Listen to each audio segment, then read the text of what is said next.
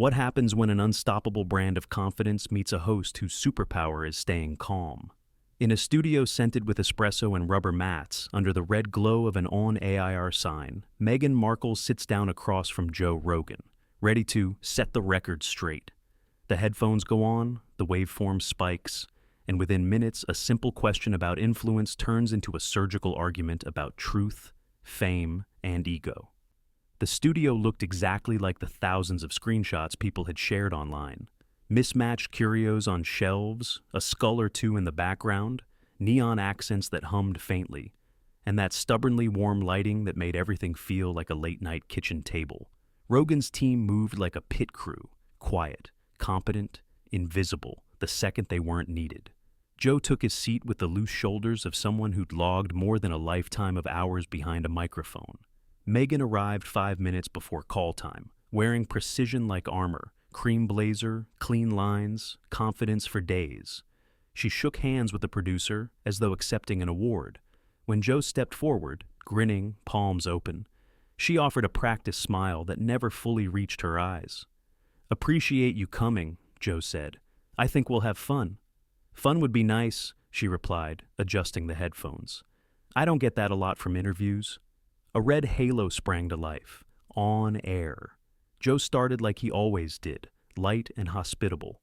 "All right, friends, today's conversation is one I've been curious about for a while. Meghan Markle is here. We're going to talk influence, responsibility, the modern media ecosystem, maybe even mushrooms. Who knows?" "Not mushrooms," Meghan said, with a tiny laugh that had no air in it. "Let's keep it elevated." Joe chuckled. "We can do elevated. So, when you think about the last few years, what's the most misunderstood thing about you?" "That I need to be understood," she answered without pause. "I don't. I'm not a product to be decoded. The obsession with categorizing me is the problem, Joe. People want simplicity because it's easier than nuance." Joe nodded. "Nuance is the entire point of long-form conversation." "Exactly," she said, as if she'd invented the format. "Which is why I'm here. To talk, not to be boxed." "Cool," Joe said. "Let me ask you something that's probably on a lot of people's minds. When you step into a media moment, and you've stepped into a lot of them, how much of it is message-driven, and how much is just you being you?" She sat a little taller. "There is no divide. I am the message. My existence challenges narratives that were never built to include me." A beat. Joe waited. That line could mean 100 different things. He tried to distill. "So, when critics say some of your big sit-downs felt curated is what professionals call prepared," she cut in. "Men get to be prepared. Women get accused of staging." Joe kept his voice warm.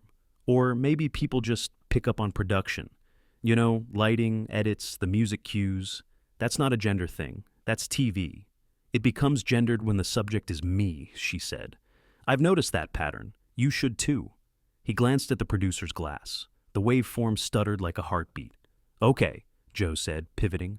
"Let's talk responsibility. You have a massive platform. When you advocate, say for mental health, do you ever worry your personal experience gets translated as universal advice?" "You mean, do I worry that I'm too influential?" she asked, straight-faced. "I mean, that personal stories can be powerful and also incomplete," Joe clarified. "People hear them as prescriptions." "That's a framing problem," she replied. "Not a me problem. If someone hears me describe my reality and decides it's a universal rule, that's on the listener, or the media environment teaching them to flatten women's experiences into tropes." Joe took a breath that could easily have become a sigh. "I don't flatten people. I ask questions. It's kind of my job. And it's kind of my job to remind you that not every question deserves the dignity of an answer," she said sweetly. "Asking can also be a way of centering you, not the subject." The temperature dipped. Joe felt it. He'd navigated fighters bristling before a bout, comedians mid-spiral, scientists whose lives had shrunk to one obsession. He knew a defensive rhythm when he heard it. The trick was to lower the shoulders without lowering the bar. "Look," he said, hands open. "I'm not trying to center me. I want to understand you beyond headlines. People tune in because they can smell scripted talking points. They want the human thing." "I'm giving you the human thing," she said, eyes cool. "It just happens to be more disciplined than you're used to." There was that word again, discipline, Delivered like a verdict, Joe tried a different angle. You talk a lot about agency, he said. What's a decision you made in the last year that surprised even you? She considered, then didn't. Deciding to come here. He barked a laugh. Why? Because I knew you'd be charming about it, she said. You'd say you're just curious, just a guy having conversations. But curiosity without context reenacts harm. It's the friendly face of extraction.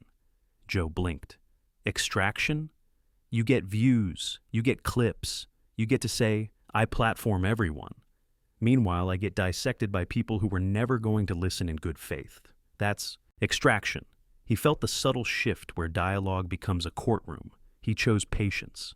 I think people who listen to long-form shows actually do come in good faith, he said. They stick around for hours. That's not hate scrolling. That's attention. Attention is respect. Attention is a commodity, she countered. Respect is evidenced by restraint. If someone tells you the terms, you honor them. I'm honoring them, Joe said evenly. I'm honoring you by asking you to go deeper than a press release. An edge smile. No one said you're entitled to depth. The producer's eyes flicked up. Joe kept his gaze on Meghan. He'd sparred with ideologues, zealots, drop-ins who loved the heat of the lamps more than the work of thinking. He wasn't going to add volume. He would add clarity. Okay, he said. What are the terms you want honored right now? That we don't play the bad faith game, she replied. No insinuations disguised as questions. No, some people say, if you have a point, make it, own it. Fair enough, Joe said. Here's a direct one. Do you think some of the backlash you've received is connected to how controlled you appear in high-profile moments? People feel like they're meeting a brand, not a person. She tilted her chin, like looking over a balcony. People mistaking composure for calculation is not my job to fix. If authenticity now means chaos, I'll pass. So, your public self is the most authentic version of you? Joe asked. It's the most considerate, she said. Considerate of myself. Boundaries are not PR, they're mental health. A thoughtful point, delivered like a slamming door. He nodded anyway. Boundaries are good. I'm just saying that conversation, real conversation, requires some vulnerability. Otherwise, it's a press conference.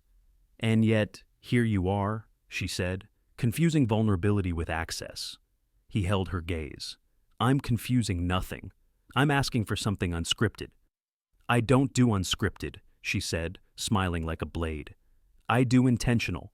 A silence hung, elastic and audible in the headphones. Joe broke it with a lighter tone. Intentional's good. Let's be intentional about something practical. Young people look up to you. If a 20-year-old says, I want purpose like yours, what's the first concrete habit you give them? Stop asking permission, she said. From parents, from bosses, from strangers online, especially from men with microphones. Joe laughed despite himself. That's a good line. It's not a line, it's instruction. Okay, instruction taken. He leaned in, voice warm again. Second habit? Refuse false choices, she said. I'm tired of being told I must be either grateful or critical, soft or strong, private or public. I can be both. I am both. That's human, Joe agreed. But when bothness becomes a shield, I'm both, so I'm beyond critique. People push back. She shook her head slowly.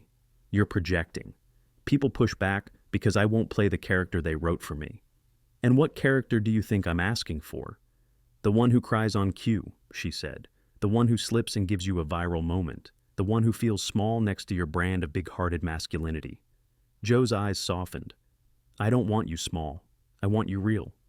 Real is not the property of your audience, she said evenly. Real is mine to define. He glanced toward the red light, still glowing, still patient. He thought of every episode where a guest arrived armored and left lighter.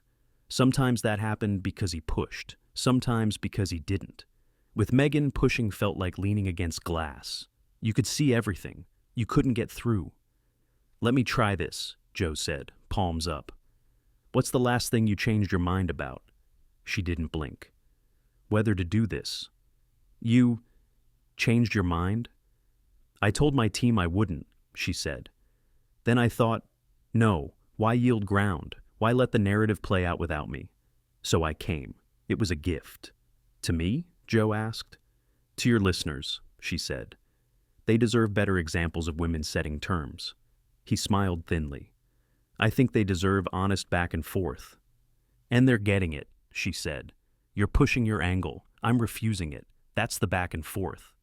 He could feel the hour pulling toward a shape, one he recognized. The show where the conversation never touches earth.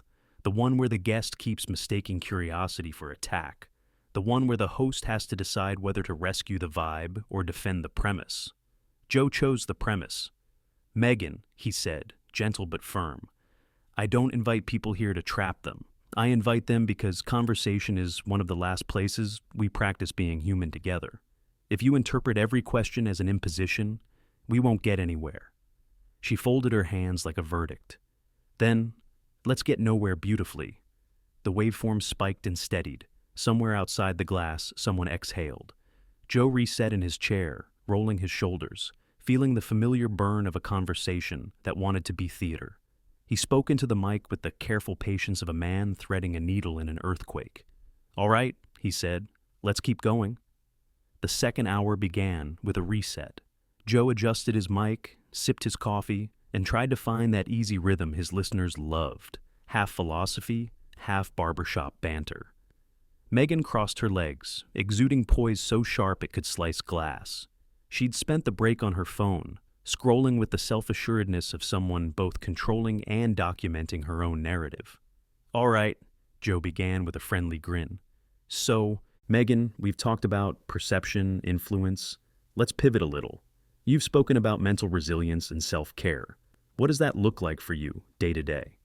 Meghan gave a small laugh, half amusement, half condescension. Joe, it's not a checklist, it's a mindset. You don't wake up and say, time to be resilient. You are resilient. It's innate. Sure, Joe said, nodding. But I think a lot of people listening might want something concrete, like, how do you handle stress? Do you meditate, journal, cold plunges, something like that? See, that's the difference between you and me, she replied, her tone suddenly clipped. You want a soundbite. I'm living the experience. I don't have to brand my healing routine. Joe raised an eyebrow. I'm not asking for branding. I'm asking for something people can relate to. Relatability, she repeated with a wry smile. That word again. Everyone wants to relate to someone they're secretly resenting. There it was, the flicker of disdain that caught the mic like static. Joe took a slow breath, deliberately patient. I think people are curious, not resentful. They want to understand how someone like you, under that much pressure, keeps going. Well, Joe, she said, straightening her blazer, I don't crumble when people underestimate me. That's the difference. Fair, Joe said, still calm. But sometimes, talking through what grounds you can inspire others. Her gaze hardened. I think they should inspire themselves. He smiled slightly. You don't think you've ever inspired someone? She shrugged. Maybe. But I'm not a motivational speaker. I'm not here to babysit the public's emotions. Joe blinked, caught off guard by the bluntness. That's a bit cold, isn't it? Honest, she corrected. There's a difference. He chuckled under his breath. I'm all for honesty. But I think empathy still has a place. Meghan's tone turned silk and steel. Empathy, yes, but not emotional labor. Especially not for people who have made careers dissecting me. Joe leaned forward. You think this conversation is dissection? I think it's veiled intrusion, she said. Every question you ask assumes there's a version of me you deserve to access. That's not empathy, Joe. That's entitlement. He paused, letting the words hang. The podcast's quiet hum filled the silence. Just air, electricity, and attention thick enough to choke on. Meghan, he said softly, I've had everyone on this show. Scientists, comedians, soldiers, people who have lost everything. Every one of them came here to talk because they wanted to share something real. I'm not entitled to that. I just try to meet people where they are. Exactly, she said, crossing her arms. You try, but you can't meet me where I am, Joe. You've never been there. The dismissal was surgical. Joe leaned back, nodding slowly, as if digesting a difficult truth. You're right, he said finally. I've never been royal, never been under that spotlight, but I've been misunderstood. I've been called things I'm not. She smiled thinly. You chose that spotlight. I was born into it. Yeah, but you left it, he countered gently. That was a choice, right? Megan's expression tightened. It was survival. You don't choose to leave toxicity, you escape it. Okay, Joe said, voice steady. So now that you're out, do you ever feel like you've built a different kind of spotlight? One you control, but still one that burns? Her lips parted slightly. You love your metaphors, he chuckled. They help people think. They help you dodge accountability, she snapped. There it was, the first sharp edge of real anger. Joe felt it hit like a spark to dry wood. Accountability for what? He asked, genuinely confused. For the way you platform people, she said. You disguise it as curiosity, but you're feeding the spectacle. You've turned conversations into content. Joe tilted his head. That's kind of the definition of a podcast. She exhaled sharply. See? You think that's clever? That's the problem. He kept his tone measured, unflappable. No, I think that's honest. Everything's content now. Your posts, my shows, this conversation. The question is whether there's meaning behind it. Meaning doesn't exist in mass consumption, she shot back. It's noise. You can't monetize authenticity. Joe smirked faintly. Tell that to your Netflix deal. The air in the room froze. The producer's eyes darted up from behind the glass. Meghan gave a slow, incredulous laugh. Wow, she said. You really went there. You mentioned authenticity, Joe said evenly. I'm just saying, the lines get blurry for everyone, not just you. You think you're the first man to question my integrity? She said, her voice low but sharp. You're not even in the top 10. Joe's hands folded, the calm of someone walking through a verbal minefield. I'm not questioning it. I'm exploring it. You're performing it, she said. Pretending curiosity isn't just control with better PR. He paused, meeting her gaze. You think I'm trying to control you? I think you're trying to humanize me on your terms, she replied. Which is worse. The silence stretched again. Joe could feel the tension gripping the air like static electricity, vibrating around them. But unlike other tense moments he'd diffused before, this one didn't feel reparable. Meghan wasn't looking to be understood. She was defending a fortress. He tried one last olive branch. I actually think people would love to understand your terms. That's why they listen. They listen because you tell them who to listen to, she said coldly. You build the arena and sell the tickets. I'm just the show. Joe exhaled slowly. Then why agree to come here? She smiled, a flash of triumph and mockery. To remind the audience that I'm not theirs, or yours. Joe looked directly into the camera lens, his jaw tightening just slightly. The waveform on the monitor trembled like it knew what was coming. He turned back to her with professional restraint. All right, he said. Then let's see if we can still find a little truth in all this. Meghan leaned forward, voice dripping with confidence. The truth is simple, Joe. I don't owe anyone, especially men with microphones, my vulnerability. Joe nodded once, controlled and unshaken. Then maybe this isn't the right place for you. And just like that, the conversation shifted. Not quite an explosion. Just the unmistakable sound of two worlds closing off from each other. The red on-air light still glowed, but something else in the room had gone completely dark. The third segment began with silence, one of those silences that wasn't accidental. Joe's producer had muted the ambient background track, leaving only the hum of air conditioning and the faint squeak of Meghan's chair as she crossed her legs again. The tension from the previous exchange hadn't dissolved. It had simply evolved, crystallizing into something sharper. Joe leaned toward the mic with the kind of weary composure that comes only from years of navigating unpredictable guests. All right, he said lightly. Let's reset a little. Meghan, I know you're not a fan of the spectacle, but this show, at its best, isn't about spectacle. It's about conversation. You can talk about whatever you want. Let's start there. What do you want to talk about?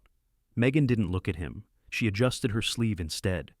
You mean you want me to steer the conversation so you can pretend this was always my idea? Joe chuckled quietly. You're a tough guest, you know that? She finally looked up. I'm a woman who refuses to be patronized. I'm not patronizing you, Joe said calmly. I'm just trying to understand why a conversation has to feel like a fight. Because for women like me, she replied, every question is a fight. You just don't recognize it because you've never been on the other end of one. Joe leaned back slightly. I've had plenty of fights, he said. They just usually involve people trying to win arguments, not prove their existence. That line landed. Meghan's expression flickered for a fraction of a second. Surprise, then disdain. So now I'm proving my existence? That's cute. Joe kept his tone light. I'm saying you don't have to. People already know who you are. Do they? She said with a hollow laugh. Or do they know who the tabloids told them I am? Who talk shows painted me as? Who men like you dissect for? Ratings? Joe exhaled through his nose, rubbing his thumb against his palm. You came on my show, he said gently. I didn't drag you here. I came here, she said sharply, because I wanted to show the world what happens when a woman refuses to be edited. Well, Joe said, so far, you're doing a hell of a job showing that. There was laughter in his tone, but none in hers. She leaned forward, eyes narrowing. You think that's funny? I think it's ironic, Joe said. You're here to prove you can't be controlled, but you're treating every word like a weapon. Maybe nobody's trying to control you. Maybe people are just trying to talk to you. Meghan's smile returned, tight and deliberate. That's the illusion of men like you, Joe. You think you're inviting dialogue, but you're really staging dominance. He blinked. Dominance? You ask, I answer. You control the framing, the sound levels, the editing, the reach. You get to define what I meant. That's control. Joe tilted his head. So when I ask a question, I'm exercising power, not curiosity? Exactly, she said. And when I resist, I'm labeled difficult. He smiled faintly. You said it, not me. Her eyes flashed. So now I'm difficult and defensive? Maybe I should just smile more for your audience, right? Joe spread his hands in surrender. Hey, I'm not saying that. I'm just trying to have a good faith conversation.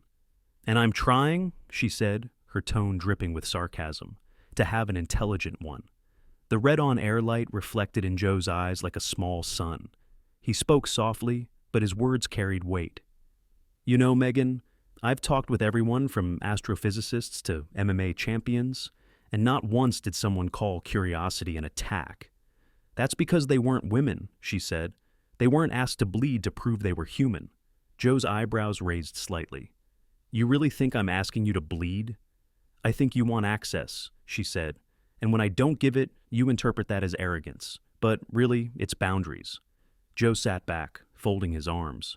Boundaries are great, but when every question hits a wall, it stops being a conversation. Maybe that's your problem, she said coldly. You think access equals depth. Some of us don't perform vulnerability on demand. He nodded slowly. So this, he gestured around the studio, isn't a conversation, it's a test. It's a mirror, she said, and you don't like what it shows you. There was something almost cinematic about the pause that followed. Joe's hand hovered near his mug, his lips pressed into a thin line. He had seen debates crumble, egos detonate, tempers explode. But Meghan was something different. She wasn't just reacting, she was weaponizing control. He decided to take one last swing, measured, respectful, human. Okay, he said quietly. If you had one message to give people who still doubt you, what would it be? Meghan smiled, finally relaxing into her chair.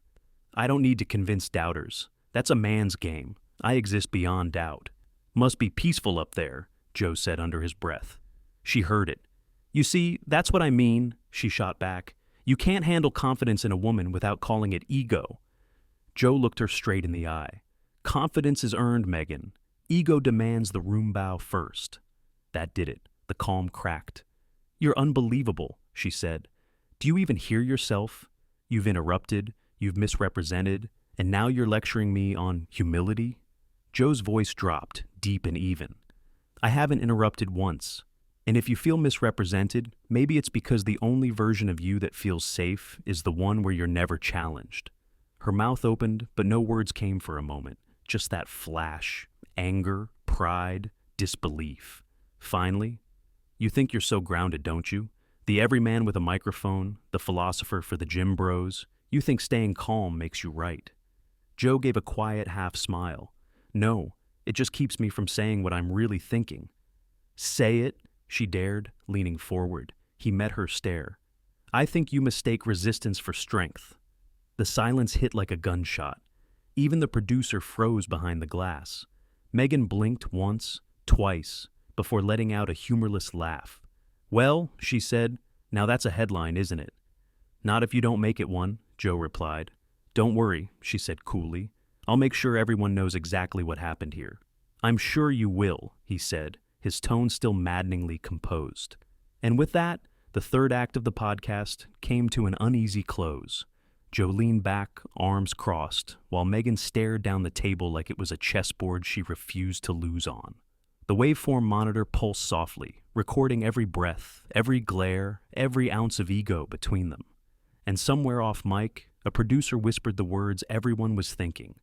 Man, this one's going to trend. The final minutes began like a standoff. The red on-air light still burned overhead, but the air had gone stale, too heavy for breathing, too sharp for saving. Joe sat back with his hands folded, his patience worn but still present. Meghan, arms crossed, stared him down with that look that said, I'm done pretending this is mutual. So, Joe began slowly, voice low but steady. I think we've covered a lot today. Control, confidence, the press, your boundaries. Meghan tilted her head, her tone dripping with finality. And your ego. Joe smirked faintly. I've got one, sure, comes with the mic, but I also know when to turn it off. Oh, that's convenient, and she said. You get to decide when the power dynamic ends. He exhaled. You really think this is about power? It always is, she said, especially when a man feels challenged. Joe nodded once. You're right about one thing. This is about challenge, but not because you're a woman, Meghan, because you came in here acting like a conversation is an interrogation, and then blame me for asking questions. Meghan laughed softly, but it wasn't friendly. You sound like every man who's ever been uncomfortable with a woman who doesn't play along. Maybe, Joe said, or maybe I sound like someone who's tired of pretending arrogance is empowerment. That landed. The silence that followed wasn't just tense, it was final. The kind of silence that meant someone had finally had enough. Joe glanced toward the control booth. Cut the feed, he said quietly. The producer hesitated. Are you sure? Yeah, Joe replied, still looking at Meghan. We're done here. Meghan leaned back, unbothered, or pretending to be.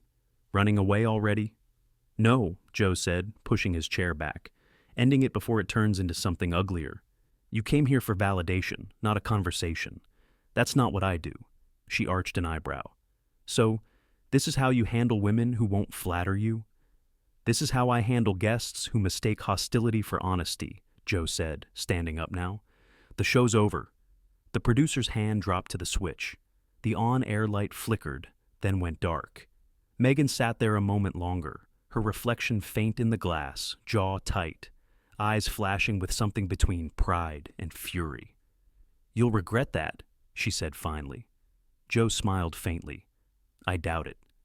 And with that, he walked off the set, leaving her alone in the quiet studio, lit only by the soft red glow fading out above her head. Outside, the sound engineer muttered under his breath, Well, that'll break the internet.